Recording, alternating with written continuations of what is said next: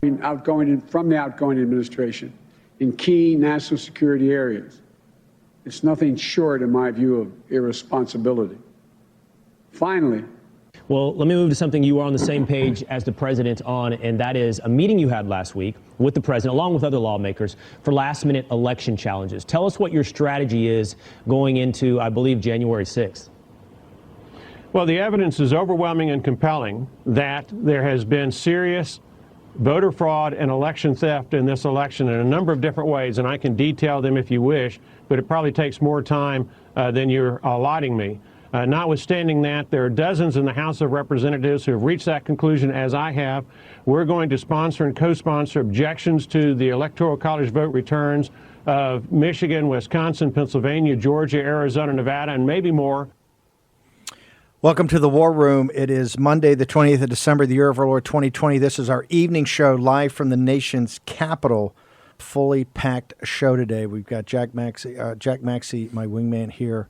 Greg Manns is reachable by Skype. He is watching this right now, the intensity of trying to both do override a veto of the president on the Defense Authorization Act, also to vote $2,000 for each American from the $600. Don't know where they're going to get the cash from. Oh, yeah, I know where they're going to get it from. Just keep the printing press going over at the Federal Reserve. Be another $500 billion to the bill. I think the president's sending his red line over. I think he wants cuts to concomitant cuts with that. Not sure that that's what the House understands. Jack Posobiec is in from One America News. There's a lot breaking. We're going to start with Boris Epshteyn. Boris, and by the way, we have an overwhelming audience response today. They don't want to be hyping their Instagram account because they're not in a good mood, and they shouldn't be in a good mood. But let's go. You've got breaking news on these lawsuits, and particularly the President of the United States just tweeted out about Pennsylvania. Before I get to Boris, Posobiec and Maxey both have to be Pennsylvania boys. Maxey's from the main line, right, from the elite, and a Yale guy, and Posobiec's from, let's say, a part of Philadelphia that's not the elite. From the other side of the river. From the other side of the track or river. What is the president? President, what's the tweet, Posobiec? You're Mr. Twitter. I got 140 impressions on Twitter before we got kicked out 1 month. I go, hey, man, I got 140 impressions. Posobiec, I got 1.7 billion impressions. So what is the president saying on Twitter? Why just out me on the V word. What is he doing? 205,000. What did he say in this tweet? Breaking news. President of the United States? He said he put a tweet out that there wasn't any context on it, but 205,000 more voters than voted. My sense is that he's talking about the mail-in ballots and the fact that you did have overvotes in some of these cases. Now in Pennsylvania, 205,000? I haven't seen that specific number. The only 200 number I've seen was in Wisconsin. With the ICs. But it might be something that he's looking at that we haven't seen yet. So my guess is... But Wisconsin's not an overvote. That's an illegal vote of the ICs, right? In the early vote. That's a question. It's not he said specifically there's 205,000. No, I'm saying separately. That Pennsylvania, right. You had overvotes. In Wisconsin, you had the 200 number. So it could just be something that's either he's... is making a reference there, or he's seeing something we haven't seen yet. You guys with your Swiss team, the guys from Zurich, you came up with numbers talking about there were more votes in Pennsylvania. Is this coming from your analysis? I'm not sure how he's reading this analysis, so we just saw the tweet as you did, but we definitely, when we looked at it, for example, there were multiple states in which the same people seemed to be registered. There certainly were more votes that were counted than were actually mailed out that were mail-in ballots. So I'm not sure his analysis, but I would not doubt it for a moment. Well, the president's got to footnote this somehow. Okay, but here's the reason. Let's connect the dots in the opening. Biden does a national address at 3:45, right? Steps up. And here's the reason he's doing 3:45. Number one is before the sundowner. You know, people that have dementia or have are getting older, they have that thing called the sundowner where they got to take a nap around thing. He's doing it at 3:45 because of the sundowner effect. Jill's got to put him down for a nap, right? My toddler goes out for a nap around that too. But when they get old, I've seen all my dad's friends are in the nursing homes. They do the sundown. Arts and crafts. My dad's 99. No, he's working the whole day, okay? Still, but yesterday I'm there. He's given 6 hours of notes. Not all of them. He's not giving me A's on all of them either for the show. Okay. But it connects to Mo Brooks. We're hurtling towards an historic event on January 6th. And Mo Brooks who's Mo Brooks is not a guy whose hair is on fire. He says, we have overwhelming and compelling evidence that he could go through. This is all about adding to the overwhelming and compelling evidence. You got to bring the receipts on the 6th. The whole constitutional debate, whether you do that or don't do that. However, Brooks is telling you, I got dozens, that's with an S, dozens of congressmen prepared to step up. We need some senators. We got Tuberville. Haggerty, too, of Tennessee's got to do it. He's a full creation of Trump. Where's Haggerty? Has Haggerty stepped up yet? We got to call his office. I want to make sure Haggerty's on this. You also got others. Ruby and other guys are talking about doing this. Rand Paul. Okay, I want to go to Boris Epshteyn. Boris, first off, on the 205, the president, why do you feel compelled to put that number out this afternoon when you got, and by the way, Biden also doesn't want to do an evening thing because he doesn't want to sit there and go, there's nobody watching this. They'll do the ratings. He knows he can't even draw a crowd. Remember, on inauguration, they're going to have it on the west side of the Capitol, but they're saying limited audience to noise because he can't draw anything. It puts to a lie to the nation to see that all this is a total lie, that he can't draw a crowd. Nobody's interested. He doesn't do these talks at night. The one he did on the night of the Electoral College, YouTube, which was the official one of the official markers here, nobody watched, right? Nobody cared. This is why he does it 3:45 in the afternoon, so they can say, oh, well, we're just doing the late afternoon. One, it's before the sundowner effect. And number two, it is so he doesn't have to bear the brunt of nobody cares what he says. And this is why it's not irresponsible. Remember, the President of the United States has made a decision as Commander-in-Chief and Chief Magistrate that you are not the President-elect. Hey, that's the President's prerogative to call it, right? Not saying that the official apparatus is not moving forward on a different track, but the President of the United States sitting there going, hey, I'm not conceding. I'm not going to be at the inaugural. And until I get definitive that these are all legal votes, we're not cooperating, obviously. So, Boris, what is going on with the president's tweet about there's an overvote in Pennsylvania of at least 205,000 votes, what he says flips the electors to him? Steve, good to be with you again. Taking a look at the president's tweet, of course, important to note that it's in quotes, so the president's quoting a source. I would expect more information to come out on that today, and it's a part of a huge slew of numbers that Mayor Giuliani and his team put in front of the president. So the president's going through the numbers. Also, the president, as you know, often coverage looks at reports and quotes from those on Twitter as well. So that is my perspective on the tweet. The broader issues that we talked about this morning, and what I'm concentrating on today. Literally just got a call while we're on the radio, while I'm talking to you, from John Eastman, one of our lead attorneys and the attorney of record on the Pennsylvania Supreme Court filing. We are focused on filing as much in front of the Supreme Court as possible, and looking at filings out of Wisconsin, both out of the state Supreme Court and out of the federal courts. Considering filing those as soon as possible, and that is separate and apart from the continued work to identify as many false and definitely confined classifications as possible. Also looking at Georgia, the fact of the matter is that that lawsuit in Georgia was filed about 3 weeks ago, and the Georgia legal system, which seems to be as backward as the election system in Georgia, still has not assigned a judge, which is obviously a denial of due process to the president and his campaign there in Georgia. So considering and looking at and exhausting every single legal option, which includes Supreme Court filings in Wisconsin and Georgia.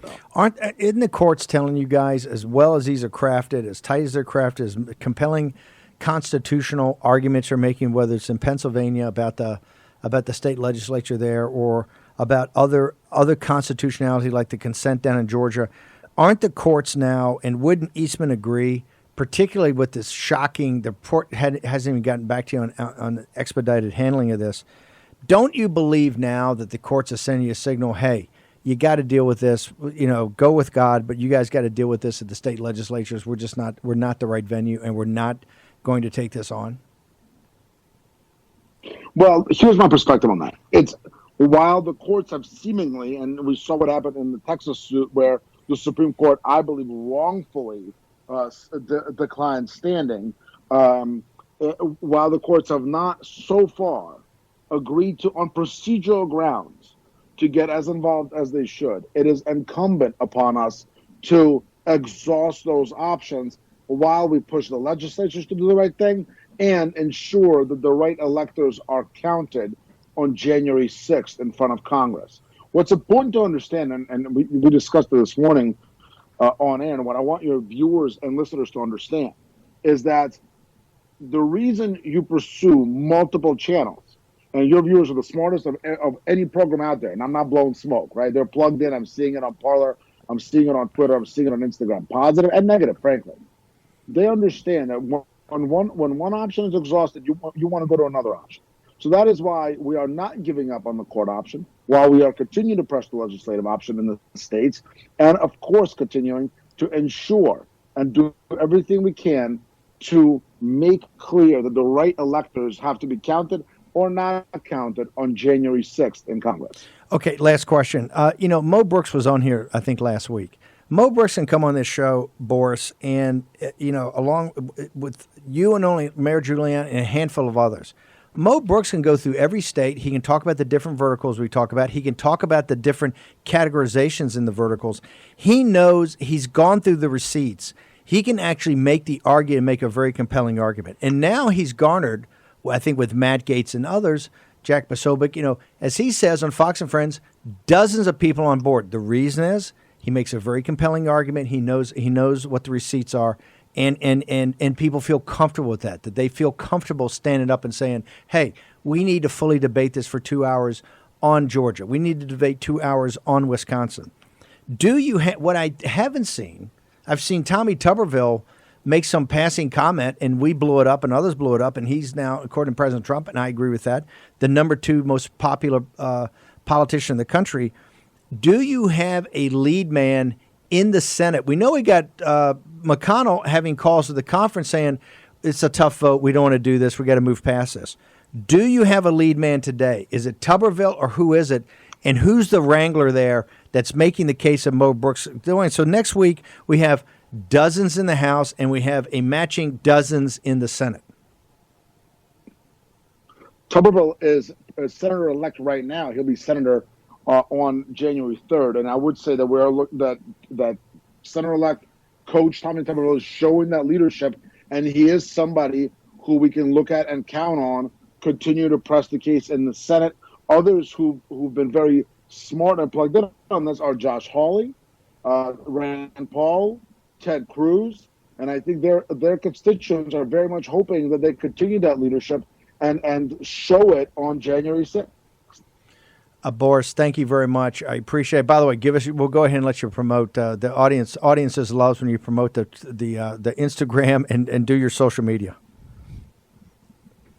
All right, I'm going to do it real quick. Boris_Epshteyn, Boris_EPSHTEYN on Instagram, at Boris EP on Twitter, at Boris on Parler. Stay strong. Hold the line. God bless and rock and roll. Okay, we'll see you tomorrow. By the way, breaking news. We got about 15 seconds. What's happening in Mexico? There's widespread power outages. It seems to be rolling blackouts. 12 states affected. This happened about an hour and a half ago. It's something to pay attention to. It doesn't look like it's a transmission problem or wire problem. It seems like an imbalance in the system, but the fragile nature of our modern world. Okay, we'll take a short commercial break. Posobiec, Maxie, Bannon. We'll return in just a moment.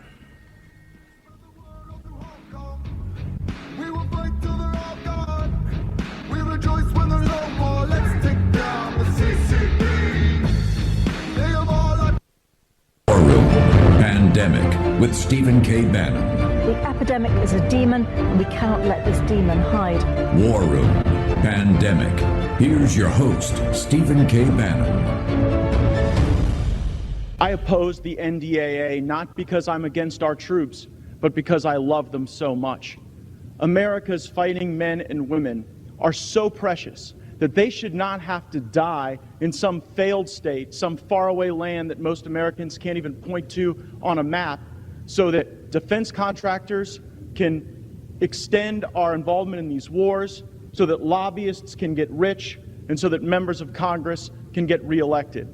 This good bill has been hijacked by the forever war lobby and their bought and paid for allies in the United States Congress. It puts barriers in the way of an administration that wants to bring our troops home and put America first. This legislation has become too swampy. It does good things to ensure that America can vanquish any foe on the battlefield, but we should only fight when that fight is just and proper. We have spent 2 decades trading the same villages back and forth in Afghanistan, and I believe that the administration that leads our country should work to bring those troops home. And unfortunately, this bill does exactly the opposite. From Afghanistan, from Germany, and elsewhere, I'm going to put America first, and I'm voting against this bill. I yield back. The administration that leads this country is the administration of the 45th President of the United States, Donald J. Trump. Other than that, it was perfect. And in fact, Biden came in afterwards and said the America First policy doesn't work. He's going to jettison it because he's got to work with China, with the CCP on climate change. This is the same CCP that completely gamed the Paris Accord. So the Biden's thing is already a mess. They're voting right now, but they've suspended it on the voting suspend. Voting suspended on. They're trying to do 2 things at once, right? They're trying to do basically vote to increase this from 600 to 2,000, right. Correct? And they're trying to then override the president's veto. Right. It doesn't seem like a big crowd turned out. Do we know how many Republicans are actually standing tall? Because I imagine a lot of Republicans are going to try to miss this vote. They have a cold or a hangnail, or their plane got tied up. I think you're starting to see that. I think you're seeing actually a lot of numbers of no votes coming up, and no votes or not around votes. Right, it's a difference. Not voting. Not voting. Not voting.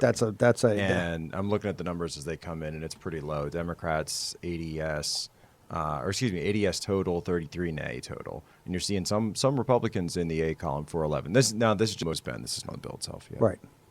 Jack. Well, I give big props to Congressman Getz because I think he's looking at the fundamental issue here, really, which is about the defense of this country. And this should be a civics lesson for all of our listeners. We watch how they overload these bills with things that have nothing to do with the purpose. And Matt Getz gets right to the heart of it. We want to bring our troops home. And I believe that probably it will be shown to be unconstitutional, this idea that they could limit the president's ability to deploy or bring the troops back. But thank you, Congressman Getz, for bringing it up and putting it before the American people while we watch the rest of this clown show play out.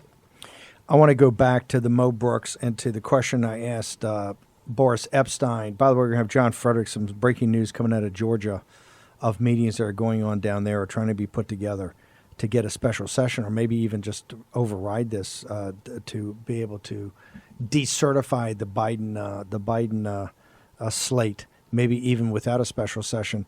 Posobiec, do you see Mo Brooks is taking leadership? And I understand you use a technicality that Tuberville's only a senator-elect and doesn't take place, but that's just a formality. Do you see the leadership right now in the Senate like you're seeing in the House? It's regardless of what the constitutional structure they work through on this thing on the 6th, whether Pence they're going to have the 12 hours of debate and evidence, or if they're going to do it some other alternative.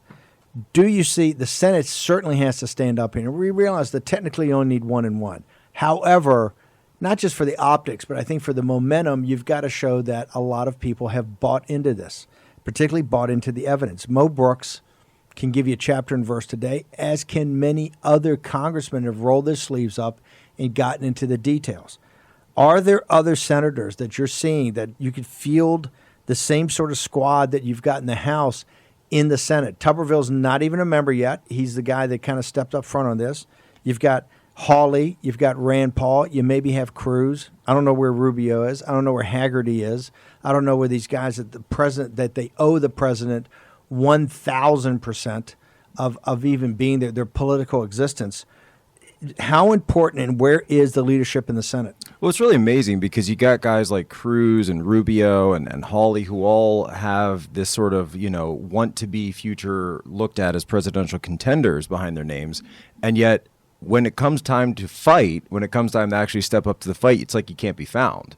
right? So where are you when you have this opportunity to just have a situation where people could actually hear what's going on? Look, this is the whole reason that the Republican crowd was seen as weak when Donald J. Trump came around in 2015 and shot straight to the front, because they were all seen as weak. They were not seen as fighters. And I'll tell you, the two, honestly, that are the most quiet right now, the most quiet, are Loeffler and Perdue. Because look, the politics of the situation clearly call for them to go forward and say that they are going to be out there supporting the president. And Mitch McConnell understands that even. Look, if Mitch McConnell wants to say the Senate Majority Leader, you go out there and you have Loeffler and Perdue, you should have them swinging for the fences for president. I'm just talking from a political perspective, right? You want them to be going to bat for the president. You juice up your numbers in Georgia. Then people come out on the 5th. Then if you stay in, boom, you're still there for the 6th, right? And even Mitch McConnell would have to agree with the politics of that. That's just pure basic politics. I don't understand why. Well, he doesn't agree with it. By the way, I want to report a number of hedge fund guys call me today because they're in panic. They want this split government. They want Mitch McConnell.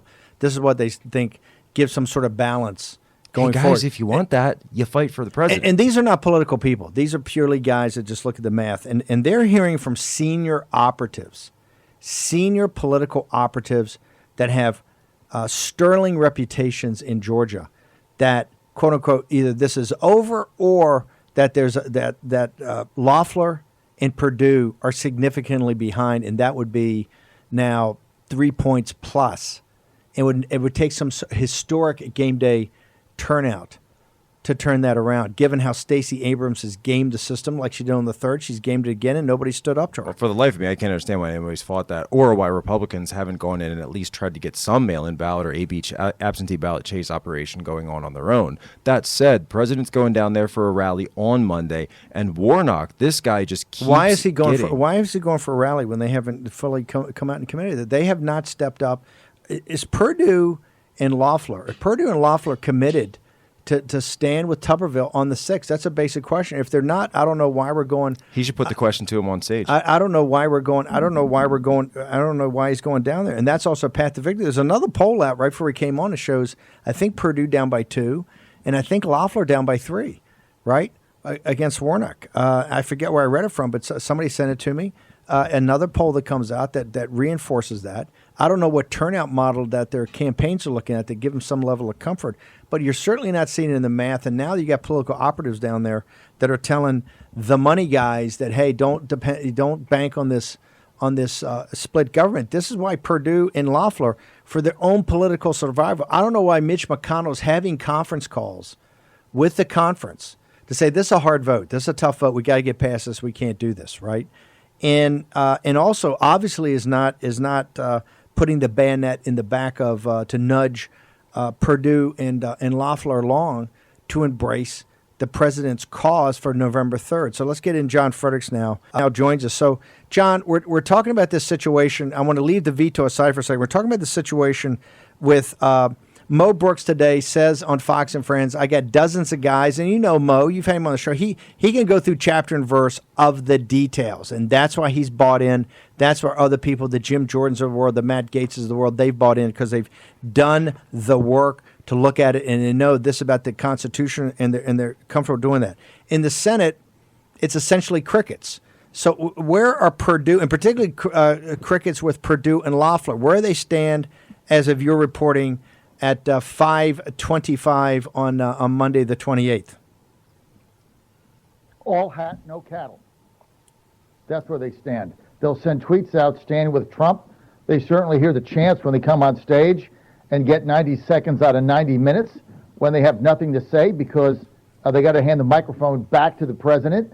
When his fans come out and demand, fight for Trump, fight for Trump. You played it on your show, I don't know, 100 times, right? Everybody's heard it.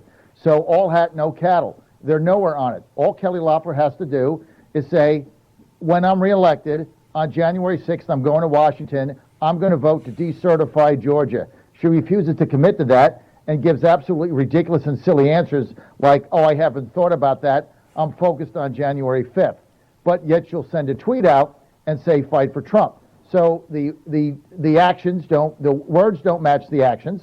And when I challenged establishment Republicans getting all the ad money for why they didn't demand that Kelly Loeffler do this in order to win and motivate Trump voters, because I've been in Georgia for 6.5 weeks, did 25 cities on my tour. I'm going back Wednesday to do a tour that's going to go through the 5th, including Dalton, the rally.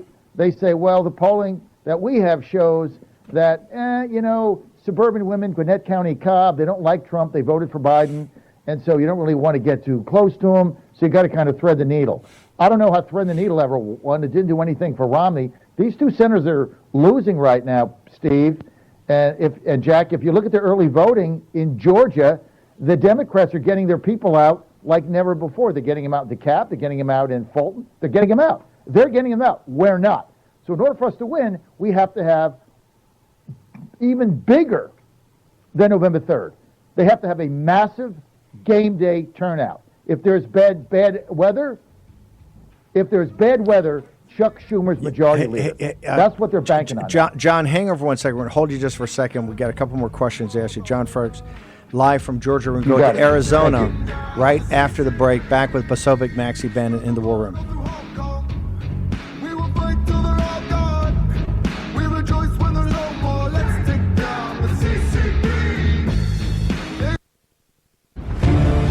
War Room Pandemic with Stephen K. Bannon. The epidemic is a demon, and we cannot let this demon hide. War Room Pandemic.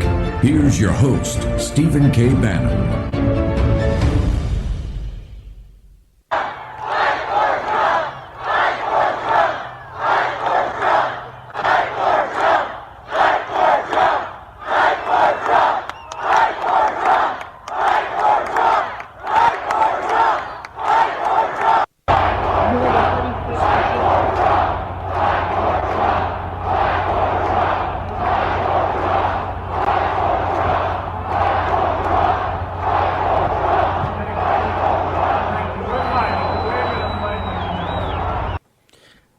So that is Georgians. Those are all from Georgia rallies. And let me be blunt. Senator Perdue and Senator Loeffler, yes, we want you to win more than anything. We really do. That's why we keep offering this advice. That is not a chant. That is not a cheer. That is a heckle. That's the equivalent of a boo. Okay? You're getting booed by the Trump base because they're telling you, fight for Trump. This is even the pollsters are coming back. Their consultants and pollsters are coming back and saying, well, we talked to the women in Fredericks. Listen up here. They're talking to women in the suburban moms in Gwinnett County, and they want divided government. Note to self, to pollsters. It ain't a divided government because Donald J. Trump's going to be president of these United States on the victory one of the third. This is the problem. It's the wrong mindset. Okay? And the Trump base can understand that, particularly the third that are low propensity voters that you're going to have to get. Because I'll tell you what, you may not like Stacey Abrams. You may not like her politics. You may not like the way she rolls. But she knows how to get at low propensity voters and then some, okay? Some that don't even exist. This whole illegal voting thing, this whole illegitimate voting, the whole chain of title, everything we can't find, she and Perkins Coie are the masterminds of. They may have thought of the concept. She's the one that negotiated the consent, and she's executed. Okay? She's executed. So you may not like her, but I got to tell you, if you're ever watching our YouTube show, all the other stuff on YouTube, she's up there. That's very expensive advertising, and she's everywhere. I mean, you cannot start a YouTube video, I don't care if it's Charlie Brown Christmas, that does not open up with her asking for money for this race in Georgia. So, before I go back to Fredericks, why do you think they're so hesitant to do what obviously needs to be done? It's really telling that they must be getting some kind of advice that's at mixed messaging, right? So you hear them going up with the president. They can hear the people chanting, fight for the president, fight for Trump. And I like these guys. I personally like Senator Loeffler. I think she's done a good job. She's actually come out a little more vocal after she took it a little bit from the media. But then suddenly it's like, when we need you to step up and fight on serious issues, where are you? She does the rally the other day with Ivanka. Ivanka gives a power speech. I mean, she's up there as a power player. Her Vance team's got the thing, looks like 10,000 people there. And Loeffler follows, and what is it deplorable? They immediately break into the heckle, the chant, fight for Trump. And they're trying to send a signal, hey, we want to back you, but you got to fight for Trump. And also what's being reported by Bloomberg today, which I find kind of shocking, you had Senator Perdue down on Christmas Day at Mar-a-Lago with the president, along with Lindsey Graham, apparently lobbying him to get him to sign this COVID relief bill. And then the two of them came up with this idea of rescission. This is being reported in Bloomberg, also in The Hill today. So you have to wonder, he can go on Christmas Day and ask the president a favor on his behalf because he's worried about his reelection. But where is he to fight for the president? Okay, I'm going to go to Fredericks. Pull that article for Bloomberg. I want to quote from it. Okay, Fredericks. So what's going to happen here? What's going to happen with there's any special session on the horizon? Is there going to be any predicates set for the 6th of January down in Georgia, which still is the beating heart of this entire fiasco? There's another Senate hearing by the Gang of Four, the subcommittee on Wednesday. That'll be in Atlanta, where they're going to try to really put forth the new evidence they have from these machines. Garland Favorino is going to be their star witness there. They're going to try to dump the data on people and again demand a special session. But they have to get the votes. They don't have the speaker. They don't have the lieutenant governor. They don't have the governor. And now they're lying. See, two things are happening. Jeff Duncan, Cosmo Man, the lieutenant governor, is now lying to people, saying that, well, the governor can't call a special session by law. He needs 3/5. That's a complete and utter lie. Secondly, I guess they just think we're stupid. That's the only explanation, Steve and Jack, that I can have for this. They just think the deplorables are stupid. I mean, to come out with this asinine impoundment act, this rescission of redlining, what anybody with half a brain knows that Richard Nixon did that in 1974 for optics only. It has no teeth, and all Congress has to say is no. After 45 days. One word, no, done. That's all they have to do. And to come out as if this is some way in order to placate deplorables after you come out with a video. He went to Mar-a-Lago, Purdue. They don't understand the movement. They have no idea who the Trump voters are. They're afraid of them, and they're trying to thread the needle. And so they think, give away money, sign swampy bills, go back on your video, go back on your word, and somehow I'm going to get some soccer mom in Cobb County that was going to vote for Warnock or Ossoff is now going to vote for me because I went to Mar-a-Lago and I got you $600. Is the hearing on Wednesday about any of the matching signatures, or is it about the Ware County Dominion systems? What's the center of gravity of the hearing going to be? I've got Senator Beach on my show tomorrow. #BeachBalls. He's the one that drove it. We're going to get a full reporting from him. But what I heard today is data. They want a data dump. They obviously read the report from Peter Navarro, which, by the way, is going to go down in the annals of history, Steve Bannon, as a classic summary of how this election was stolen. And I applaud Dr. Navarro for doing that. Even if it doesn't work, you need it in the annals of history. And so they're going to be dumping that. They want data. But the problem is fake news media is not going to be there. Certainly the Georgia Star News will be there. I'll be there. Other than that, tough to get the word out, but they're trying their best. They're demanding a special session. They're hoping that after they dump this data on Wednesday, that they can go back to the petition, get 50% plus one. And one of the things they want me to do is release the names of the senators and House members that will not vote for it. Typically, we don't dox people, and typically we don't do that. But it's under consideration. That's not doxing people. That's just full information. I think we absolutely have to do that. By the way, this is not for history, because this is a wound that's not going to heal. You know, Jonathan Swan's reporting on Axios that Biden's on a little island. He's on a little island because almost half the American people, with all the suppression of information, believe he's illegitimate and illegal. This is why he's giving his talks at 3:45 in the afternoon. That's what he's doing. He's hiding from the American people. He can't do prime time. Nobody show up. This is why they're going to have the limited. This is why they're going to, with vaccines, everything flying around. This is on the 20th of January. They're going to have some limited attendance at the inauguration because I realized a guy with 84 million people, he should have a bigger crowd than Obama. That's not going to happen on his best day. It's just ridiculous. They're trying to hide this. This is why you've got to press this thing on Wednesday. I would love to have it tomorrow, but more data, more research, more analytics. And Peter Navarro is actually working on a part 2 of the Immaculate Deception. He's going to be in the show at 10 o'clock tomorrow. He's going to preview part 2, and the part 1 of the Immaculate Deception has already made a big change. Fredericks, we'll see you tomorrow. Fantastic job. Keep hammering down in Georgia. Every second counts. Okay, Thank you, Steve. I want to go now live to Arizona and to Mark Finchem. Finchem's the delegate from southern Arizona, from Oro Valley, the Valley of Gold, I think it's called, that down there in Tucson, that drove the initial hearing that Rudy came out there. Give us an update. There's all kind of stuff coming out over the weekend. I want to know, where do you stand, number one, with the Board of Supervisors of Maricopa County, 4-1 Republican, that are fighting off this subpoena to get to the machines and to get to a audit. Where do we stand with that, Mark Finchem?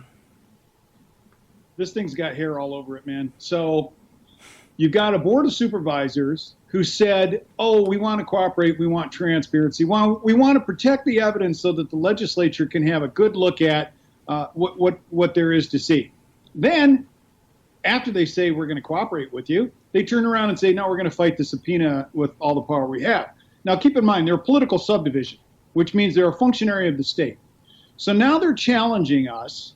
They were successful in having a order of dismissal without prejudice. So the judge said, if you were to refile under certain conditions, basically leaving breadcrumbs for the Senate, we'll take it back under consideration. So it's my understanding, just got a text from the Senate Judiciary Chairman. He's working on it. It's not been filed yet, but we expect to see it filed today. That means that it could be assigned as early as tomorrow. They're not going to be able to play the game of a show cause hearing because they already tried that tactic. It's been dismissed essentially, and now we should be going directly to oral arguments. At the same time, the people of Maricopa County are engaged in a full-on uprising. Wednesday at the Capitol, they are calling for every Republican in Maricopa County to come down and sign a total recall effort. I mean, you're talking about 4 Republicans, supposed Republicans, who claim that they are supporting transparency, who claim that they are servants of the people. Right. Prove it. You've got about 48 hours to abide by the subpoenas, get off the dime, and allow for us to begin scanning the images and taking a look at them, and to begin doing a forensic audit on the machinery. Now, this notion that they're making the claim, well, the ballot images are not a public record. Really? If that's the case, why are you required to keep them for 22 months after an election? What kind of idiots do you think we are? So if they think this is going to go away, they are sadly mistaken, my friend.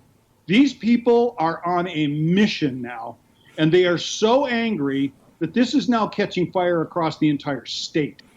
God bless them. If we can be of any assistance in that, we would love to. We'll try to get them on the show tomorrow. And one other question. I'm hearing from Arizona, my sources in Arizona, who have had it. They're talking about if there's not a special session called by Ducey, who thinks he's going to be a senator in 2022 and thinks one day he's going to be competitive for the president of the United States, they're talking about bringing articles of impeachment if he doesn't step up and do the right thing here. What are you hearing, Delegate Finchem? Well, so it's here we have representatives and we have senators, and I'm just a lowly representative. Back east, they do the delegate thing. So not that it matters to me a whole lot, but I just want to be correct in that. So my email and phone system is blowing up every single day that my assistant is available. And the comments are 100% stay the course, except for the one Democrat lady that calls me every single day and says, when are you going to accept that Donald Trump lost? She's now actually gotten very... Tell her, here's a response when hell freezes over. Look, we're going to take a short break. Finchem, hang on here. Representative Finchem, Right. hang on here. Now they got the right nomenclature. Hang on from Southern Arizona, Oro Valley.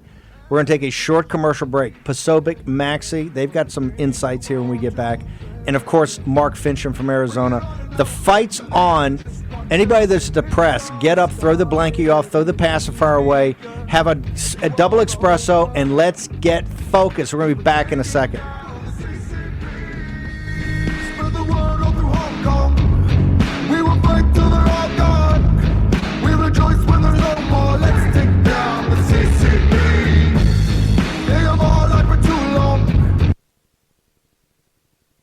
War Room Pandemic with Stephen K. Bannon. The epidemic is a demon, and we cannot let this demon hide. War Room Pandemic. Here's your host, Stephen K. Bannon. Okay, I just want to make sure I got this right. Bloomberg's reporting, is it Jennifer Jacobs? They're reporting that it was Lindsey Graham playing golf, and I know that Purdue was down there later playing golf separately, but met with the president. They were the guys that talked the president into vetoing this because he used the rescission. I just want to make sure Bloomberg's reporting that. And apparently Purdue also lobbied Ivanka as well through a phone call. Now, of course, these are anonymous sources. Anonymous sources, okay. But find out that Jennifer Jacobs, she's usually pretty good. Jack Posobiec, you're so proud to be from Pennsylvania. What is the President of the United States? He's tweeting out that you're 205,000 votes difference. What is he talking about? I believe we found it, and hat tip to Maxey for pulling this up, so State Rep Russ Diamond, who is a member of the Election Advisory Board, appointed by the Speaker of Pennsylvania, went through the county data and then matched that up to the statewide SURE data, and he has found a 200,000 vote discrepancy, specifically 202.3. Okay, dude, you certified the vote. You've had the House and the Senate go home. You got the House guys are ducking for cover, starting with Cutler. The Senate guys are ducking for cover. How could you possibly be no offense, this is not even mathematics, it's just arithmetic, right? How could you go through county by county?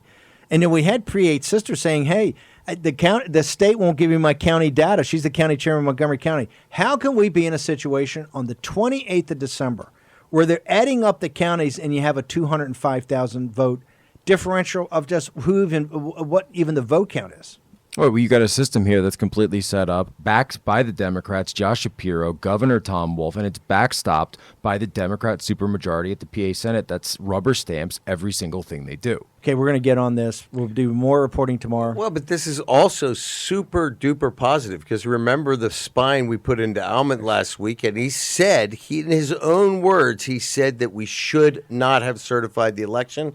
And here we have drip, drip, drip, more proof. Audience, you're the ones doing it. We're just up here getting information to you. I just want to make sure that the audience can weaponize this, right? That it's not just some ephemeral piece of information that somehow the president heard about and tweeted, that this is actually the receipts. And it sounds like it's good. We're going to get more details about it. I don't have an Instagram, but I do have a Twitter. It's JackMaxey1, and you'll find the document right there. Sorry, Boris. The end days are here when Jack Maxey goes on the gram. I want to go back to Southern Arizona and Mark Finchem, the historic representative from Southern Arizona.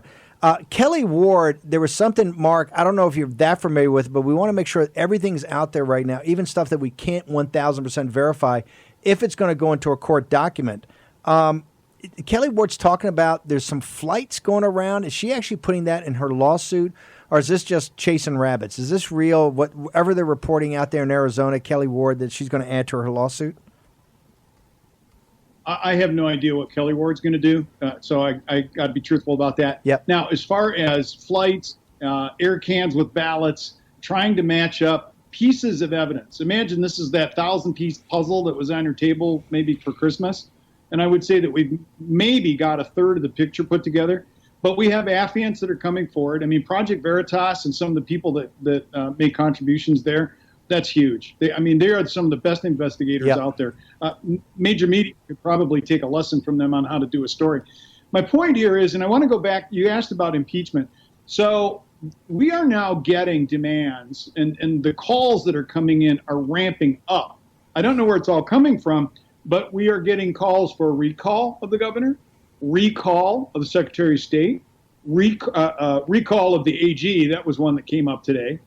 Also, impeachment of the Secretary of State, impeachment of the governor. This is all coming from the grassroots. So newsflash, folks, if you think this is going away, you got another thing coming. So you asked about what could you do to help us. On Wednesday at the Capitol, there's supposed to be, and I don't have all the details on it yet, I'm guessing around noon. That's usually when people do these kinds of things. They are having an organizational rally for total recall of the Maricopa County Board of Supervisors, all 4 Republicans at the same time. And from what I'm seeing, both in the media and in phone calls and emails and protests at the Capitol, these folks are serious. Serious as a heart attack. So I want everybody. We'll get more details tonight. We'll put them into the into the system here. We want everybody. We'll get all the details about how to do it. But this is, hey, listen, recall, impeachment. If they're not going to step up and follow the Constitution, if they're not going to back people that are trying to defend the Republic, people like Mo Brooks, people like Mark Finchem, people like Kelly Ward, people that are trying to working 24/7. Finchem, anything else about Arizona that we should know on the evening show before we punch out and tee up tomorrow's show? So tomorrow morning, I'll be checking the Maricopa County clerk of the court log to see if the case has been filed. Watch that closely. If the Maricopa County Board of Supervisors finally say, okay, uncle, we're going to do this, then we've got movement. Now, there are some folks that are saying, well, you're going to have to be called in for a special session, yada, yada, yada. I disagree with them. All they need to have at this point, if we can't get that from our governor, just filing a notice with the vice president that we have found sufficient fraud, and that ends up being a resolution to reclaim. Bingo. That gives Vice President Pence defensible space to say, I'm not accepting this slate of electors. I'm going to accept this slate of electors. Mark. Okay? So it's a way for us to work around the deep state. Mark Finchem, what's your, real quickly, what's your Twitter handle? At Mark Finchem, that's the at symbol, obviously, MarkFinchem. You're a patriot. And I'll post something out. Got the details for the protest at the Capitol on Wednesday. I'll post the details out there. Perfect. As soon as again, I want to push them out. I want to make sure that the New York Times editors, the news desk, and Maggie Haberman particularly understand you're incorrect. The vice president just does not have a ministerial position on the 6th. Okay, and what Mark Finchem's talking about is the good. So there's a lot happening. There's a lot happening this week. People are getting revved up. People are getting fired up. People are getting madder, as they should. Okay, we'll be 10 o'clock tomorrow with more breaking news. Hope everybody shook off the 3 or 4 days people took off the holiday. Didn't take off days here. Okay, we're going to be back at 10 a.m. tomorrow. Tons of breaking news overnight. We'll give it to you hot and fresh tomorrow morning at 10 a.m. Jack Posobiec, thank you very much, and thank you very much for giving us all the brilliant analysis about Pennsylvania. Jack, very hot, very fresh. One American News. Quickly in 3 seconds, what's your Twitter handle? Jack Posobiec, Posobiec. See you tomorrow morning at 10.